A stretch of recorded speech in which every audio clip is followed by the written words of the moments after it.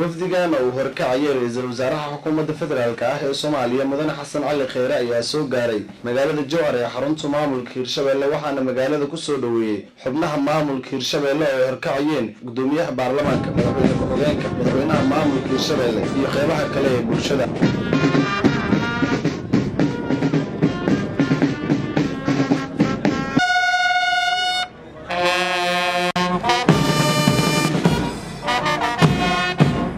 kadib soo dhaweynta ra'iisul wasaare Kheyre waxa uu dhagax dhigay xarunta baarlamaanka Hirshabelle, xarunta maamulka maaliyadda Hirshabelle iyo xafiisyada madaxtooyada Hirshabelle ay ku shaqeyn doonto. Waxa uu sidoo kale ra'iisul wasaaruhu xariga ka jaray xero lagu tababari doono ciidanka booliiska iyo kuwa daraawiishta Hirshabelle. kulan qada sharaf kadib madaxweynaha maamulka Hirshabelle Maxamed Cabdi Waare iyo ku-xigeenkiisa ayaa si wada jir ah wafdiga ra'iisul wasaare Xasan Cali Kheyre oo horkacay uga mahadceliyay kasoo qaybgalka daafurka mashaariicda horumarineed iyo dib u dhis ee magaalada Jowhar laga daafuray. mudane ra'iisul wasaare ku soo dhawow caasimadda dowlad goboleedka Hirshabelle ee Jowhar. farxad ay u tahay ummadda ku nool dowlad goboleedka Hirshabelle inaad maanta soo booqato ee aad aragto xaaladda ay ku sugan yihiin, wixii u qabsoomay iyo wixii in lala qabto ay u baahan yihiin inaad aragto. aad ayaan ugu faraxsanahay mudane ra'iisul wasaare ku soo dhawaad baan ku leenahay.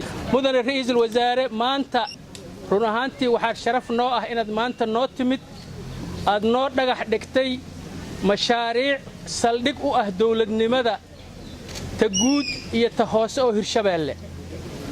mashaariicdaas runtii wasaaradda maaliyadda iyo wasaaradda arrimaha gudaha waxay ka turjumayaan mudnaanta dawladdaadu siisay barnaamijka siyaasadda loo dhan yahay oo wasaaradda arrimaha gudaha iyo barnaamijka maamul wanaagga ee wasaaradda maaliyadda inaan anagu qaybteenna ka qaadanno ayay ka turjumaysaa.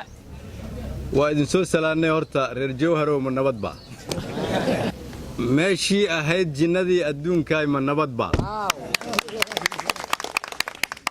Jowharad luulay nabadba waa idin soo jarmaadmee nabadba jacayl baan idin wadnaaye nabadba.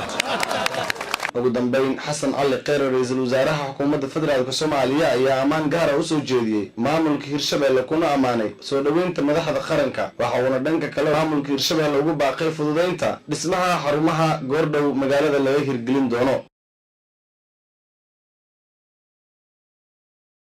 inuu horumar yahay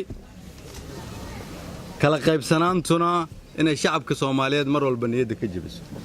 wada jirka aan muujiseen iyo wada shaqaynta waxa uu tusaale u yahay inaan dhagxaan soo dhignay mashaariicdaas badan, qaar kaloo badan ay soo socdaan oo ay dad badan oo reer Hirshabelle kuna munaafacadsan doonaan.